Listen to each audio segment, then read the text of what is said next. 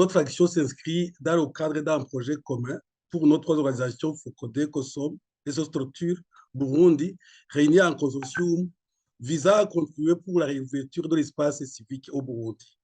Elle part d'un constat déplorable lié à une situation catastrophique de l'exercice des libertés civiles et politiques au Burundi, du verrouillage systémique de l'espace civique qui est totalement verrouillé actuellement. Les restrictions observées au niveau de la gestion, de la régulation de l'espace civique peuvent s'expliquer par deux facteurs. Les lois censées réguler ces libertés qui sont profondément liberticides d'une part, et le régulateur qui, en plus d'être animé d'une mauvaise foi, est parfois juge et parti d'autre part.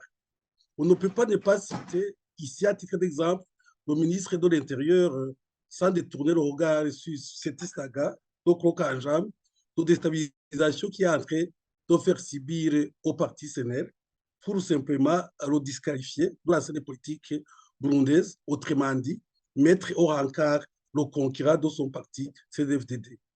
Il n'y a aucune autre raison qui puisse expliquer cet acharnement un peu du ministre intéressé sur le parti CNL. Il y a aussi le CNC, par exemple, qui agit comme une police zélée, renonçant ainsi à sa mission qui fonde l'essence même de son existence, c'est de soutenir et de promouvoir la liberté de la presse, etc. À l'heure actuelle, il est temps que, si ce n'est pas trop tard, de lancer la sonnette d'alarme pour sauver ce qui reste de la démocratie au Burundi.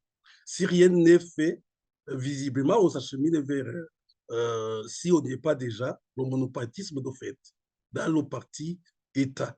C'est cela qui explique l'analyse critique que nous avons menée dans cette loi régissant les réunions et les manifestations sur la voie publique, ainsi que d'autres actions de plaidoyer qui accompagnent cette analyse.